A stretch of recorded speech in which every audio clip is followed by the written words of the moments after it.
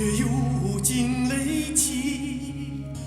长烟落日山河灼，你在缥缈云里花里，你在缥缈云里花里。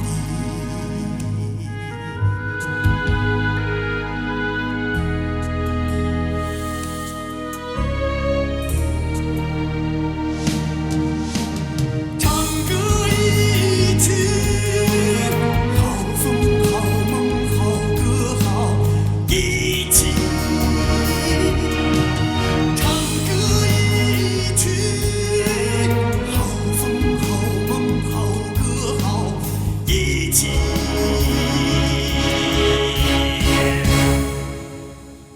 唱歌一曲。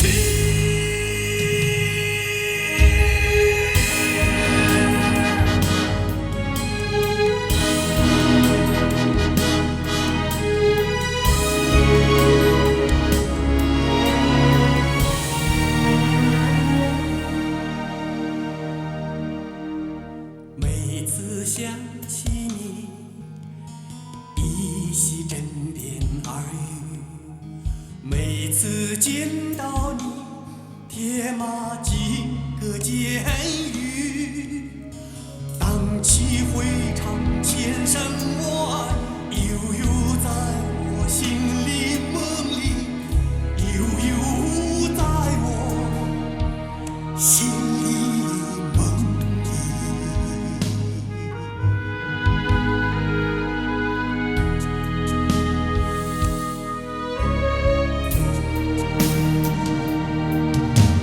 唱歌一曲，好风好梦好歌好一起。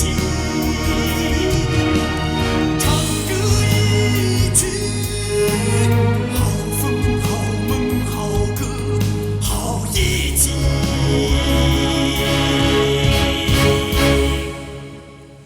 唱歌一曲。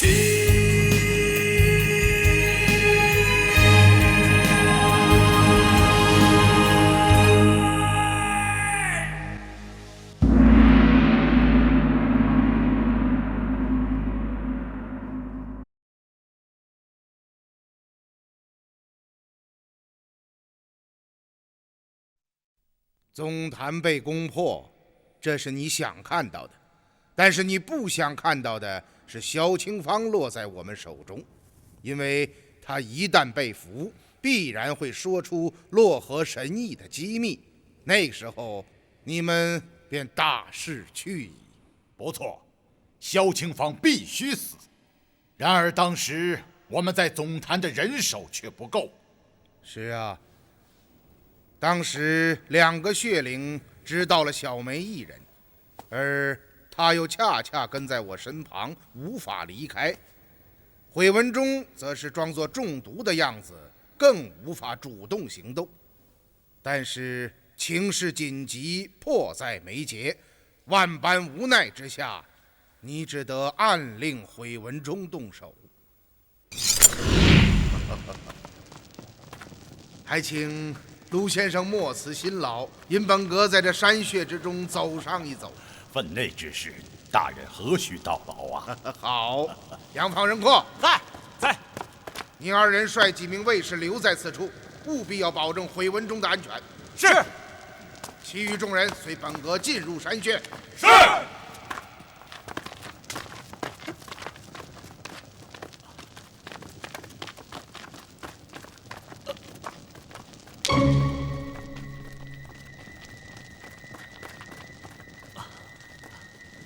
慢着。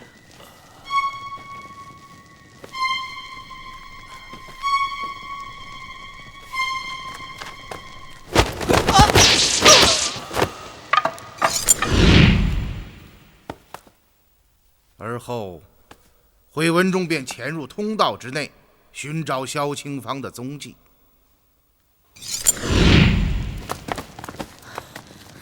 我们从这里向右进入6号暗门，2号从9号蛇穴逃出总坛。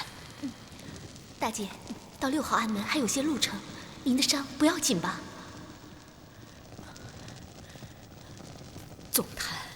就这样被毁了，真是祸起萧墙啊！陆成、小梅，等着吧，早晚有一天我要杀了你们！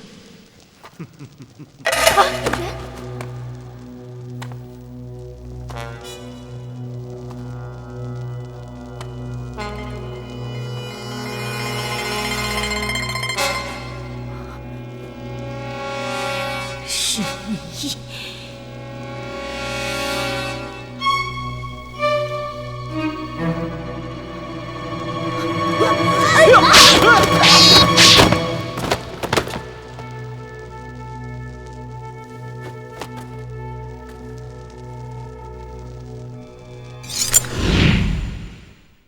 我说的不错吧？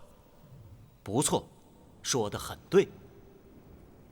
你回到祭坛后，为了怕我追查杀害杨方人阔的凶手，为了掩盖自己的行踪，便使出了苦肉之计，用刀将自己刺伤。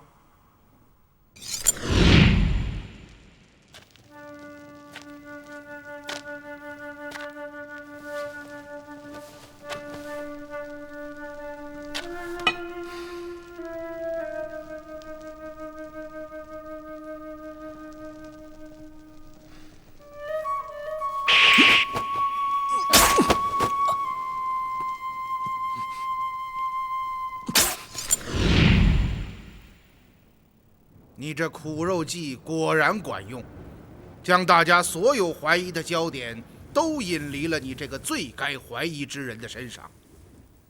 然而，当我回到客店，详加验看尸身，便立刻觉得非常奇怪。以杨方、任阔二人的武功，绝不可能在全神戒备的状况下被人割断了喉咙，却没有丝毫反抗的余地。因此，我断定下手之人一定是个熟人。你现在才断定，是不是有些晚了？狄阁老，说句心里话，我真佩服你的口才，竟然能够将大败说得像大获全胜一般津津有味。其实胜败本来就没有什么根本的界限，时而此，时而彼。你可千万不要将胜利看成是不变的。什么意思？没什么，只是随便说说。其实我知道，那天夜里，在陀罗地的客店之中，血灵小凤去找毁文忠，是奉袁天罡之命前去联络，只不过被狄春撞破，这才假戏真做。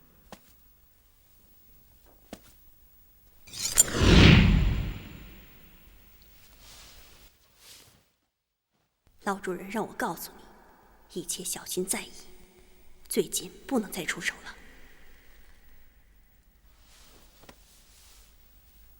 这苦肉计用完，我也没法动手了。你上父老主人，让他放心。用刀刺我，快！啊！快来人！当时的情形是这样的吧？这些你是怎么知道的？猜测。猜的倒是很准确，不过，你现在猜这些还有什么用处呢？没什么，只是想印证一下自己当初的判断。很准确，就是太晚了。至于后面的事情，你就都知道了。是啊，还有，就是萧清芳最关心的，洛河神医究竟是哪一天？放心，你一定能够看到，就在明日辰时3刻，日食便会来临，接踵而来的便是可怕的暗涌。到那时，宫廷道观，神庙崩摧，武士和礼堂的天下便彻底终结了。而作为你狄大人，从现在起，你便要待在这里，直到此事结束，因为你和太子是我们的护身符。你知道，得到一个像你这样的人才很不容易。我希望你能辅佐我成就大事。你怎么？你也配？狄仁杰，现在这种境况之下，恐怕还轮不到你这阶下囚发威吧？想听听我的故事吗？什么意思？从你死而复活的那天起，我就知道你是蛇灵安排在我身旁的卧底。是吗？那你可真聪明。就请你给我们讲讲，你是怎么知道的吧。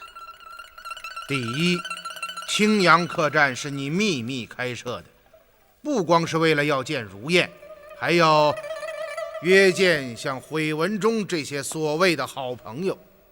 我说的没错吧？一点都没错。那么既然你死了，这个青阳客栈为什么还会保留，而且持续了那么长的时间？第二，我刚到客栈，那里就发生了杀人命案，而且死者恰恰又是我最关心的蛇灵逆党成员，这种巧合的几率几乎是零。第三，你们杀死那2个蛇灵下属之后，为什么不逃离客栈，却还像没事人一样悠闲地住在那里，似乎是专门等候官府和我前来查案？第四，也是你最致命的一点。哦，哼，是什么？就是那张画有蛇形标志的纸片。这件蠢事彻底暴露了你的身份。据你所说，那张纸是2个前来寻找你踪迹的蛇灵下属带来的。请问你，吴降将这2人杀死之后，为什么不将这张随时可以暴露你身份的纸片销毁？你们蛇灵中人不是最讲的就是清理现场、销毁证据吗？怎么会犯如此低级愚蠢的错误呢？继而我明白了，这根本不是错误，这张纸就是为了故意要让我看到，从而将你引出。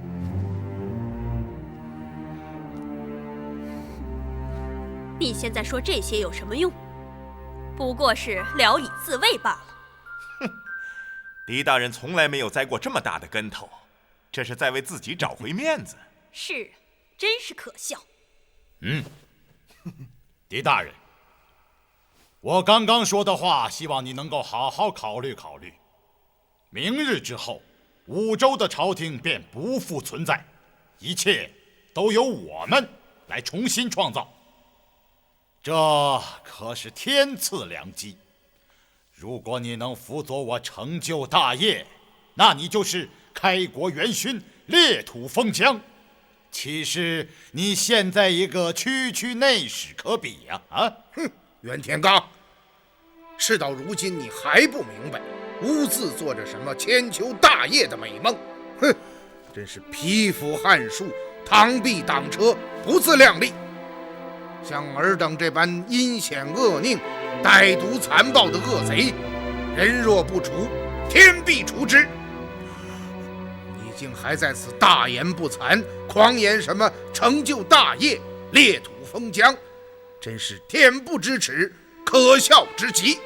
你而以为苍天之下可容逆贼乎？狄仁杰，你真是敬酒不吃吃罚酒。老夫好言相劝，你却恶语相加。我看你是真的不知道你的处境有多危险。实话告诉你，你的死期就要到了。昨天夜里，你在屋中烧毁了一批树算用的图纸，是吧？你怎么会知道？当然是你自己告诉我的。哦，我倒想听听。还记得昨天夜里我们关于洛河神异的一番对话吗？你是说，这2本历书之中叙述的都是有关洛河的天后水文？啊，正是。洛河，大人可能有所不知，老主人对洛河那是非常熟悉。当年洛河经线八卦图，就是他通过天后推算出，6月22日那天洛河河底将有巨大漩涡出现，这才置石碑于河内，令举世皆惊啊！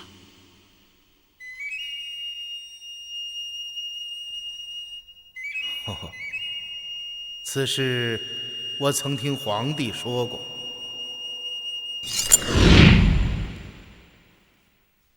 洛河经线八卦碑的真相，只有皇帝和袁天罡知道。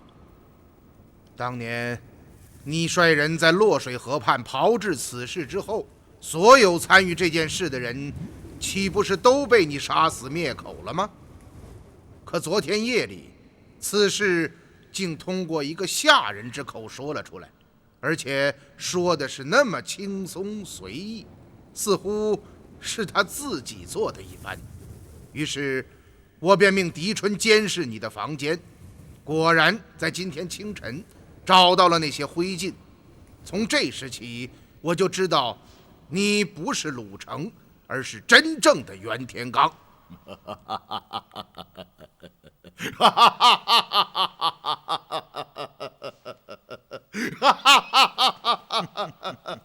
好啊，说得好！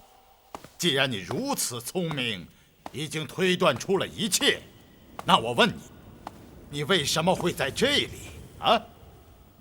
又为什么会成为我的阶下囚？你以为我真的会落入你的圈套吗？你以为就凭你们那一点雕虫小技，便可以骗过我狄某这双眼睛？实话告诉你们，今天就是你们的死期到了。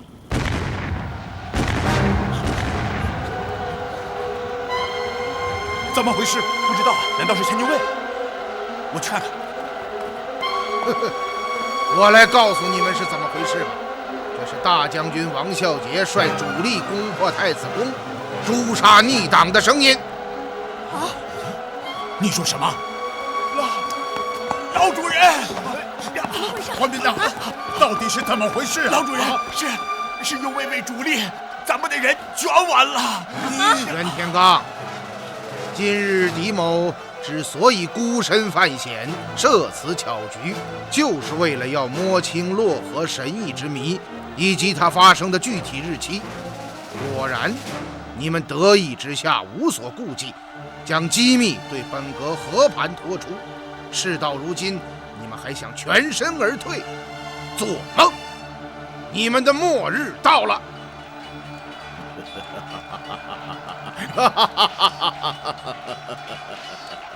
可你和太子还在我们的手里。文忠、小梅在，将他们拿下。是。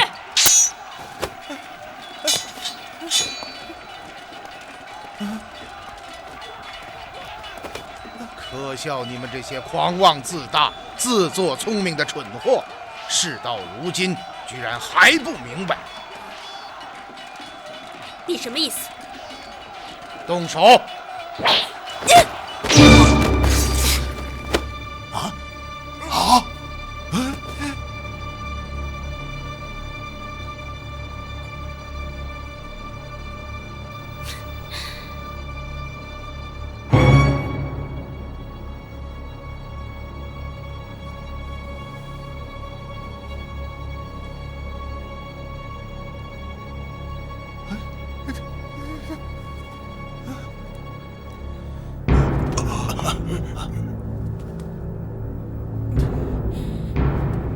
你不是小凤。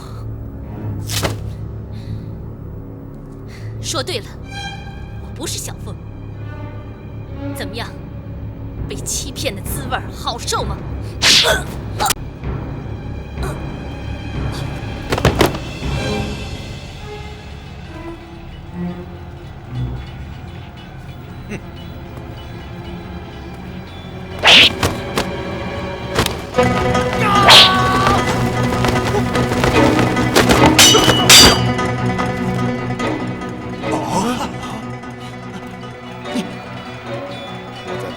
之中趁了软甲，你的意志点在了我的甲胄之上。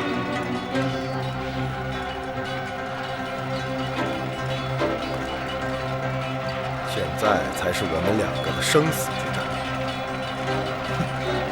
等我看，你是不是像自己在陀罗地吹嘘的那样厉害？保护大人和太子。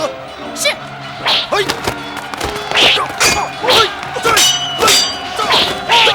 大家一起上，杀了他们！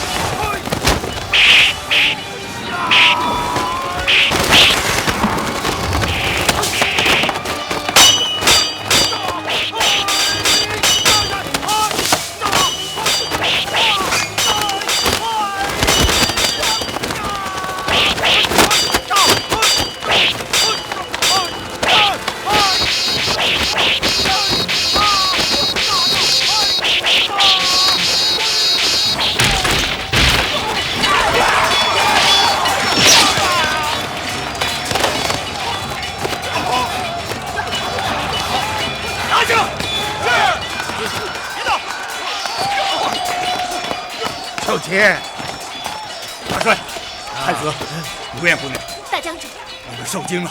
小杰呀，辛苦了。若不是你及时赶到，我这把老骨头就要被蛇灵逆党们拿去了。啊！大帅对小杰恩重如山，小杰万死难报，区区小事何足挂齿。哥老，这下总算是安全了。是啊，小杰，命令属下清除蛇灵逆党。是。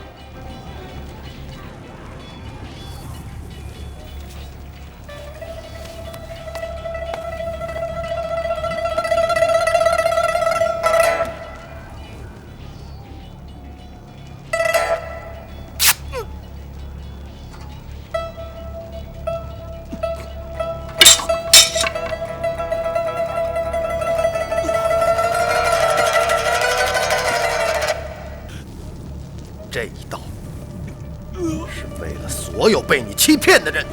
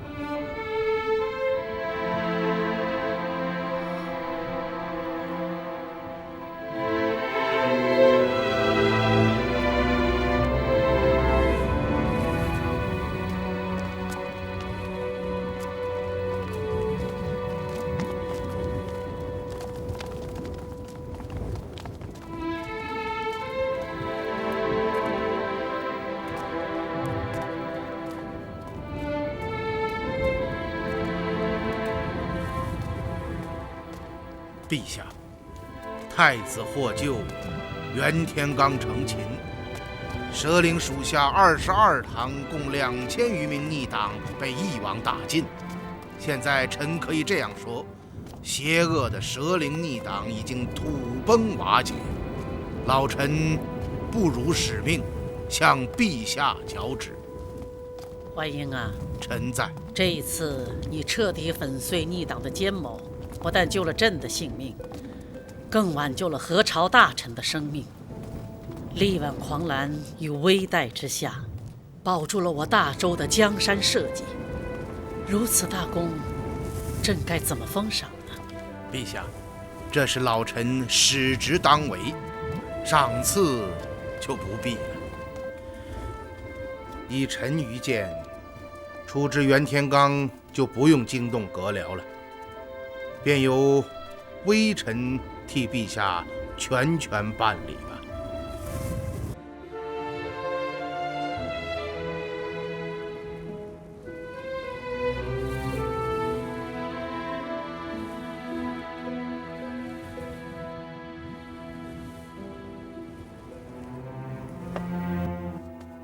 是不是我的大限到了？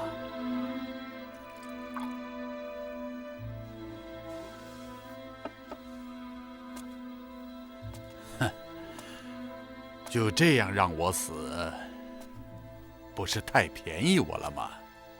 你还是这样死去，比较平静。你我平静，皇帝平静，天下平静。我明白你的一番苦心，你是怕一旦我说出了迁都洛阳的真相，皇帝在众臣面前就会立刻威信扫地。此事开端，便是你发现了洛河暗涌之谜。这个秘密一经发现，你立刻起了歹意，一个弑君夺位的计划便诞生了。你利用司天监监正的身份，精心炮制了所谓洛河献碑，使皇帝相信了你的鬼话，最终决定迁都洛阳。不光如此，你知道我的根基在洛阳，如果不能把皇帝骗到这里，那么一切的努力就都白费了。于是我想到利用武则天迷信鬼神这一弱点，制造出震惊天下的一幕。你是个聪明人，可惜走错了路。我想现在这个结果对你来说已经是最佳的选择了。其实我不过是错走了几步棋。你错了。自古以来，能成大事者，首先要考虑到的是天下宁定，黎庶安危。而你们呢，为达目的不择手段，阴险歹毒，滥杀无辜，更有甚者，竟不惜出卖国家利益。因此，你们的失败是注定的，而不是错走了几步。败在你的手中，我心悦诚服。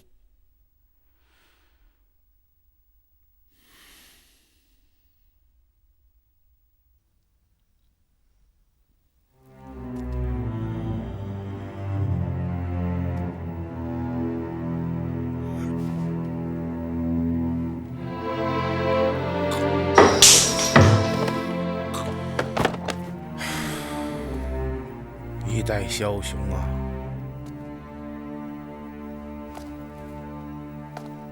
大人，这样死真是太便宜他了。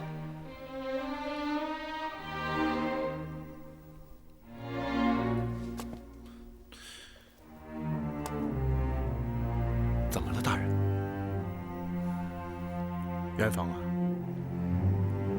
你我恐怕要暂离巢阙呀。暂离？这是什么意思？皇帝这个人我太了解了，他不会信任任何人，对你我也不例外。您是说他会？我们还是自己离去吧。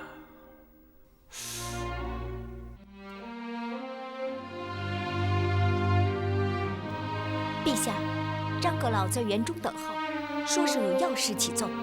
叫。是。张阁老，请。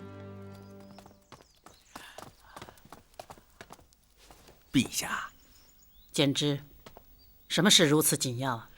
今早栾台接到了狄仁杰大人的奏折，奏折中说他身染沉疴，不能勤劳公事，因此请陛下恩准其辞去内史之职，起骸骨携家人归田养老。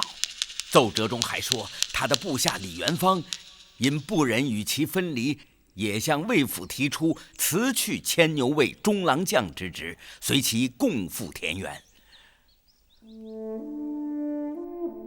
老家伙！陛下，臣以为此事大为怪异。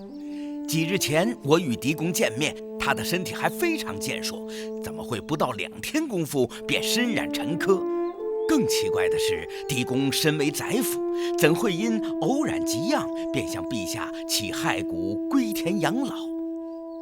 这里面定有蹊跷。简之，你以为此事该当如何处置啊？陛下，狄公者梁柱之才，且权掌中枢，更为陛下已如父亲。朝中缺了他，不仅会影响朝事的日常处置，更可虑者恐怕会引发党人之争。因此，陛下，臣以为不可准其归田。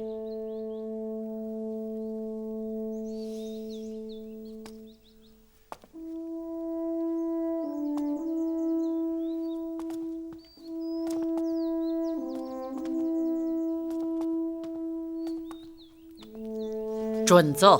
啊？什么？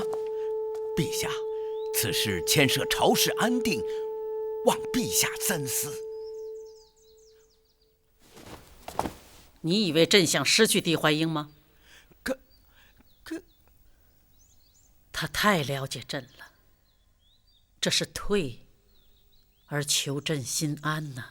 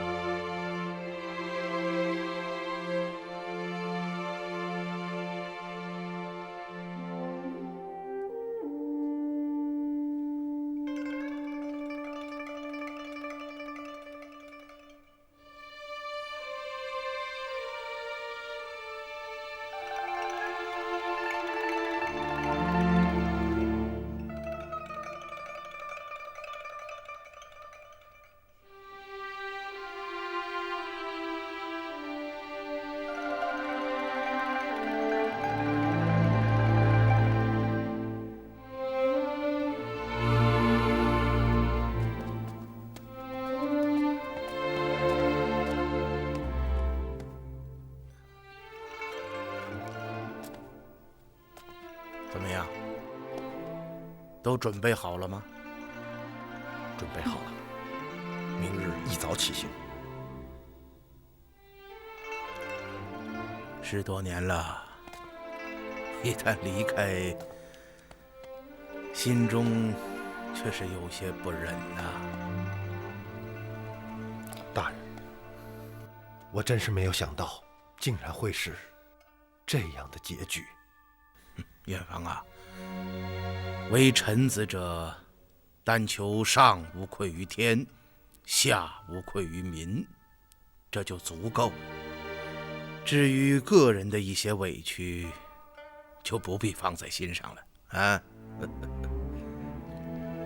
我真是佩服你，心境永远如此平和，真是悲喜物外，大智大用。好了，不说这些了。明日起行，要悄悄地走，万不可惊动任何人。是，请大人放心。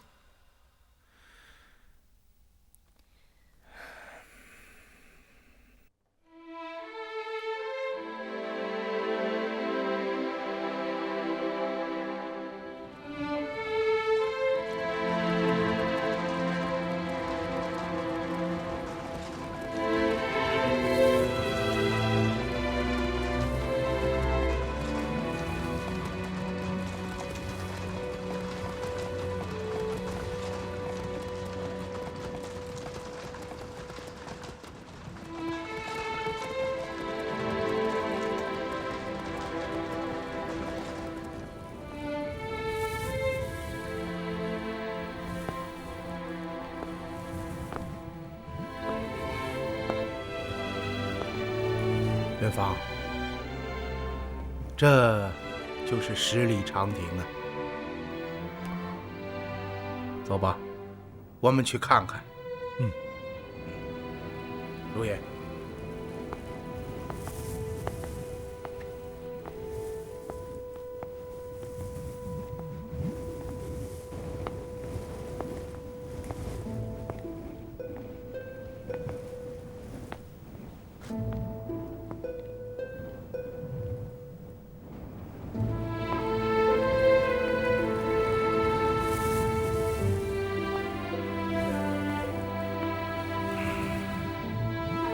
往事如烟呐、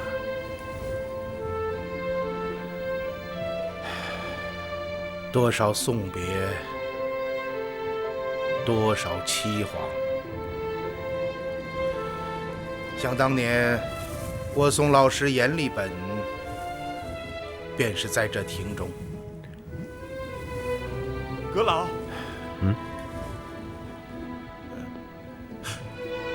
阁老。殿下，怀英兄，简直，大帅，小杰，殿下，有劳你了。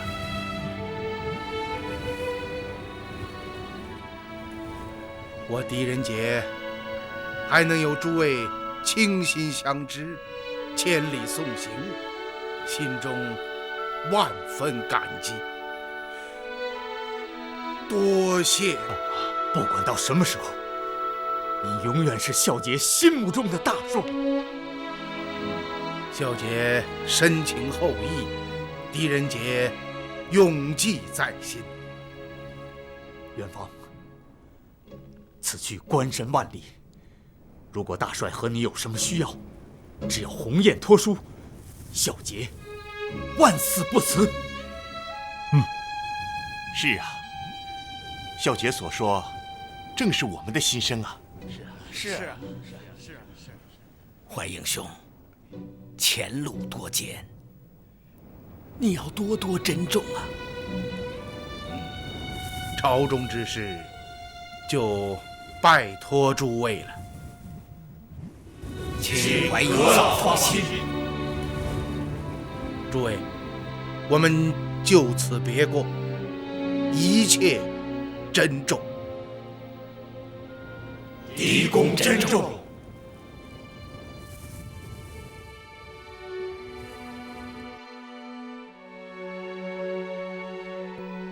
简直啊！臣在。狄怀英走了。是。简直啊！此时你一定在想“鸟尽弓藏，兔死狗烹”这8个字吧？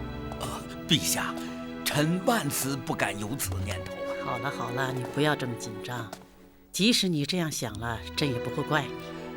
陛下言重了。